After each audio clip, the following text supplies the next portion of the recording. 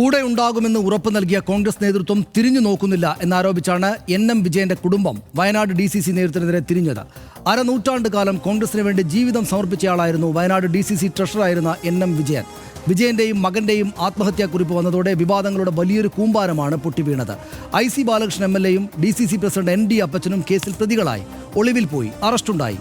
അതോടെ കുടുംബത്തിന്റെ സാമ്പത്തിക ബാധ്യതകൾ ഏറ്റെടുക്കുമെന്ന് കോൺഗ്രസ് സംസ്ഥാന നേതൃത്വം പ്രഖ്യാപിച്ചു. വിജയന്റെ വീട്ടിലെത്തി പ്രിയങ്ക ഗാന്ധിയും ഇതേ ഉറപ്പ് ആവർത്തിച്ചു. എന്നാൽ ഇതെല്ലാം പാഴ്വാക്കായി എന്നാരോപിച്ചാണ് എൻ വിജയന്റെ കുടുംബം ഇപ്പോൾ കോൺഗ്രസിനെതിരെ തിരിഞ്ഞിരിക്കുന്നത്. കുടുംബം പറയുന്നത് കേൾക്കാം. ഞങ്ങളോട് അന്ന് പറഞ്ഞത് കുടുംബത്തിന്റെ സംരക്ഷണം ഞങ്ങൾ ഏറ്റെടുക്കും, നിങ്ങൾ നല്ല ബോൾഡായിട്ട് ജീവിക്കണം, ക്യാഷിന്റെ എന്ത് പ്രോബ്ലം ഉണ്ടെങ്കിലും അത് കോൺഗ്രസ് ഏറ്റെടുക്കുന്ന പ്രിയങ്ക ഞങ്ങൾക്ക് ഉറപ്പ് തന്നതാണ്.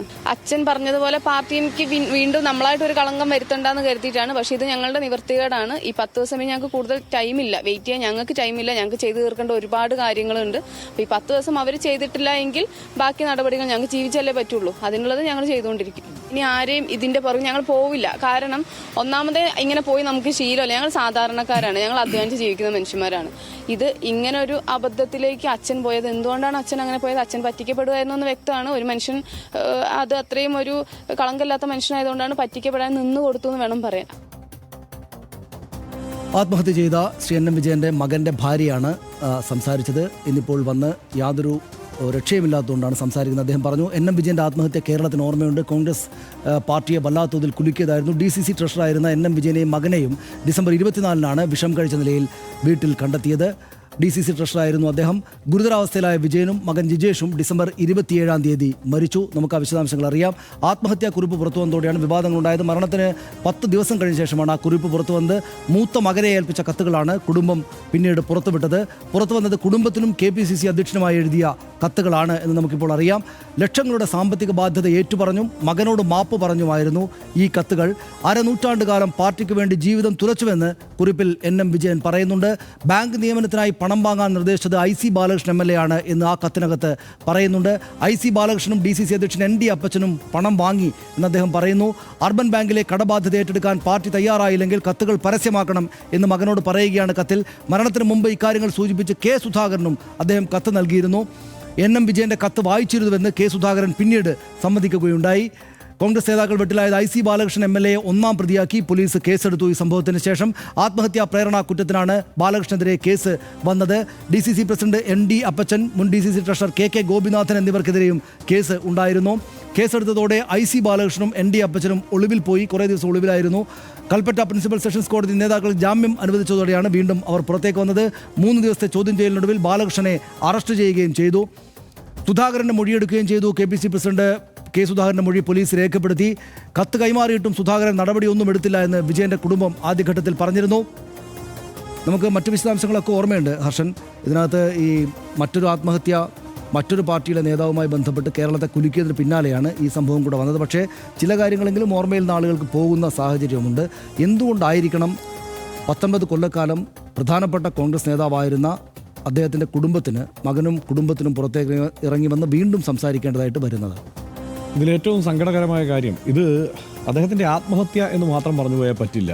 അദ്ദേഹം മകനെ കൊലപ്പെടുത്തിയതിന് ശേഷമാണ് ആത്മഹത്യ ചെയ്തത്. കാരണം ഒറ്റയ്ക്ക് ജീവിച്ചു പോകാൻ കഴിയില്ല എന്നുറപ്പുള്ള ഒരു മകനെ കൊലപ്പെടുത്തിയതിന് ശേഷം അദ്ദേഹം ആത്മഹത്യ ചെയ്യുമായിരുന്നു. DCCയുടെ ട്രഷററായിരുന്നു. മുമ്പ് SI ആയിട്ട് ജോലി കിട്ടിയിട്ട് ആ ജോലി ലഭിച്ച വിവരം മറച്ചു വെച്ച് സംഘടനയിൽ തുടരാൻ നിർബന്ധിക്കുകയായിരുന്നു K കരുണാകരൻ ചെയ്തത് എന്ന് അദ്ദേഹം എഴുതിയിട്ടുണ്ട്. അപ്പോൾ അങ്ങനെ പ്രവർത്തിച്ചു വന്ന ഒരാളാണ്. മാത്രമല്ല, ഈ സംഭവം ഉണ്ടായി, ഈ വിവാദം പൊട്ടിപ്പുറപ്പെടുമ്പോൾ ആദ്യത്തെ K സുധാകരൻ്റെ പ്രതികരണം എന്താണ്? എല്ലാവരും കുടുങ്ങും, ഇതിങ്ങനെ സംഭവിക്കുമെന്ന് എനിക്കറിയാമായിരുന്നു. അതായത് ഒരു പ്രശ്നമുണ്ട് എന്ന് ഇവർക്ക് എല്ലാവർക്കും അറിയാം. ആ ഘട്ടത്തിലൊന്നും ഇതിനോട് പ്രതികരിക്കാൻ ഈ നേതാക്കന്മാരാരും കൂട്ടാക്കിയിട്ടില്ല. അവർ അതിനുശേഷം എന്താണ്, കോടിക്കണക്കിന് രൂപയുടെ കടമാണ് വരുത്തി വച്ചിരിക്കുന്നത്. സംഘടനയുടെ കടം എന്ന നിലയ്ക്ക്, അല്ലെങ്കിൽ ആ നിലയ്ക്ക് കബളിപ്പിക്കപ്പെട്ടതിനെ തുടർന്നാണ് ഇങ്ങനെ സംഭവിച്ചത് എന്നുള്ളത് വിശദമായി അദ്ദേഹം എഴുതി വെച്ചിട്ടുണ്ട്. അത് പ്രശ്നമാകുമെന്ന് കണ്ടപ്പോൾ എന്താ സനീഷ്, ആദ്യം നമ്മൾ കാണുന്ന കാഴ്ച എന്താ? ഈ പറയുന്ന പോലെ പ്രിയങ്ക ഗാന്ധി മറുപടി പറയേണ്ടി വരുമെന്നും പ്രിയങ്കയിലേക്ക് ആരോപണങ്ങൾ എത്തുന്നുവെന്നും, അല്ലെങ്കിൽ ആ നിലയ്ക്ക് അവരോട് നേരിട്ട് കണ്ട് സംസാരിക്കാൻ ഇവർക്ക് കഴിയുന്നില്ല എന്നുമൊക്കെയുള്ള ആരോപണം വന്നപ്പോൾ ഉണർന്നെണീറ്റു എല്ലാ കോൺഗ്രസ് നേതാക്കളും. തിരുവഞ്ചൂർ രാധാകൃഷ്ണൻ, സണ്ണി ജോസഫ്, TN പ്രതാപൻ, ജോൺസൺ എല്ലാവരും ഒറ്റയടിക്ക് ഒരുമിച്ച് അവിടെ പോയി. ഏത് ദൗത്യ സംഘം ഇവരുടെ വീട്ടിൽ പോയി എല്ലാ പ്രശ്നവും, നമ്മുടെ സാമ്പത്തിക സാമ്പത്തിക പ്രശ്നം ഞങ്ങൾ പരിഹരിക്കുകയാണ് എന്ന് പറഞ്ഞു. ഇവർ ഈ മക്കൾ ഇറങ്ങി വന്നിട്ട് വെളിയിൽ വന്നിട്ട് മാധ്യമങ്ങളോട് സംസാരിക്കുകയാണ്, ഞങ്ങൾ തൃപ്തരാണ്, ഇപ്പോൾ നേതാക്കന്മാർ ഞങ്ങളോട് വന്ന് സംസാരിച്ചു, സാമ്പത്തിക പ്രശ്നം പരിഹരിക്കാമെന്ന് പറഞ്ഞു എന്ന് മുഴുവൻ മാധ്യമങ്ങളോടും കേരളത്തോട് ലോകത്തോട് വിളിച്ചു പറയുകയാണ്. ആ സമയത്തൊരു രസകരമായ സംഗതി ഉണ്ടായി, രസകരമായല്ല ഇപ്പോൾ സങ്കടകരമായ ഒരു സംഗതി ഉണ്ടായി.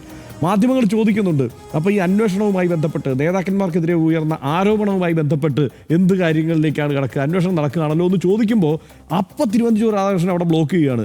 നിങ്ങൾ ഈ ഒരു പരിധിയില്ലേ ആളുകളോട് ചോദ്യമൊക്കെ ചോദിക്കുന്നതിന്, നിങ്ങൾ ഇങ്ങനെയൊന്നും ചോദിക്കാൻ പാടില്ല, വല്ലാത്ത മാനസികാവസ്ഥ നിൽക്കുകയല്ലേ ഇവരുടെ മാനസികാവസ്ഥയെക്കുറിച്ച് ടി എൻ പ്രതാപൻ ഈ മകൻ്റെ തോളിൽ തട്ടി ആശ്വസിപ്പിച്ചുകൊണ്ട് ഈ ചോദ്യങ്ങളെ വിലക്കുക ഇവർ രണ്ടുപേരുടെ ഈ നേതാക്കന്മാർ. അപ്പം അങ്ങനെ വിലക്കിയിട്ട് ഇനി തുടർന്ന് ഒരു പ്രശ്നം ഉണ്ടാവില്ല എന്ന് പറഞ്ഞിട്ട് ഇപ്പോൾ പ്രിയങ്ക ഗാന്ധിയെ കാണാൻ പോലും നേതാക്കന്മാർ അനുവദിക്കുന്നില്ല എന്ന് പറഞ്ഞു കഴിഞ്ഞാൽ എന്ത് സങ്കടകരമായ അവസ്ഥയാണ്. കബളിപ്പിക്കുകയാണ് ഈ കുടുംബത്തെ, ആ പാർട്ടി എന്ന് തന്നെ വേണമെങ്കിൽ പറയേണ്ടി വരും. നിശ്ചയമായിട്ടും ഇതിനകത്ത് നമുക്ക് പെട്ടെന്ന് നിർത്താം. ഇതിനകത്തിൽ ഏറ്റവും സങ്കടകരമായ ഒരു കാര്യം ഇവർ വരാനിരിക്കുന്നേ ഉള്ളൂ എന്നാണ് എനിക്ക് തോന്നുന്നത്. ഞാനത് ഭയപ്പെടുന്നത് ഇങ്ങനെ മുന്നിലേക്ക് ഇറങ്ങി വന്ന് സംസാരിക്കേണ്ടി വരുന്ന സാഹചര്യത്തിൽ ഇവർ പെട്ടാൽ ഇവർക്കെതിരായിട്ട് ഇനി അങ്ങോട്ട് രാഷ്ട്രീയ പാർട്ടിയുടെ നേതാക്കളും പ്രവർത്തകരും കൂടെ വരിക എന്നതാണ് ഉണ്ടാവുക. അതായത് ഇത് മറുപക്ഷത്തെ പാർട്ടിക്കാർ, ആ രാഷ്ട്രീയ നേതൃത്വം ഇവരെ ഉപയോഗിക്കുകയാണെന്ന് പറഞ്ഞിട്ട് ഈ സംസാരിക്കുന്ന കുടുംബാംഗങ്ങൾക്കെതിരെ അതിശക്തമായിട്ടുള്ള ആക്രമണം എല്ലാ ഭാഗത്തു നിന്നും വരും എന്ന് ഭയപ്പെടുകയാണ്. ഒരുപക്ഷെ ആ കുടുംബം അവരുടെ പിതാവ് കടന്നുപോയ അതേ സാഹചര്യത്തിലൂടെ മനപ്രയാസത്തിലൂടെ കടന്നുപോകും. അവർക്കൊപ്പം കേരളം നിൽക്കുകയാണ് വേണ്ടത്. മറ്റ് സംഭവങ്ങളൊന്നും ഉണ്ടാവുകയില്ല എന്ന് നമുക്ക് നിശ്ചയമായിട്ടും പ്രതീക്ഷിക്കാം. ആത്മഹത്യയല്ലാതെ പോംവഴിയില്ല എന്ന് കാട്ടി വയനാട് DCC ട്രഷററായിരിക്കെ NM വിജയൻ അയച്ച കത്ത് കിട്ടിയെന്ന് KPCC അധ്യക്ഷൻ K സുധാകരൻ സ്ഥിരീകരിച്ചതാണ്. സഹപ്രവർത്തകരിൽ നിന്ന് താൻ നേരിട്ട സാമ്പത്തിക വഞ്ചനയുടെ സകല വിശദാംശവും ആ കത്തിലുണ്ടായിരുന്നു എന്നാണ് NM വിജയന്റെ കുടുംബം പറയുന്നത്. അദ്ദേഹത്തിന്റെ കുടുംബത്തിന്റെ സാമ്പത്തിക ബാധ്യത ഏറ്റെടുക്കുമെന്ന് കോൺഗ്രസ് പൊതുസമൂഹത്തിന് മുന്നിൽ സമ്മതിച്ചതുമാണ്. മരിക്കാൻ നേരം ഒരുവൻ പറയുന്നത് നിയമം പോലും പ്രാഥമികമായ വിശ്വാസത്തിലെടുക്കും. ആ വിശ്വാസം കോൺഗ്രസ് നേതൃത്വത്തിനും ഉണ്ടാകുമെന്ന് RDX പ്രത്യാശിക്കുന്നു. NM വിജയന്റെ കുടുംബത്തിനുണ്ടായ നഷ്ടം പരിഹരിക്കാൻ ആർക്കുമാകില്ല. നിയമം അതിൻ്റെ ജോലി ചെയ്യട്ടെ. അതേസമയം തന്നെ ആ കുടുംബം ആഗ്രഹിക്കുന്ന നീതി ചെയ്യാൻ കോൺഗ്രസിനാകും. അതവർ ചെയ്യേണ്ടതുമാണ്. ഇന്നത്തെ RDX പൂർണ്ണമാകുന്നു. Good night.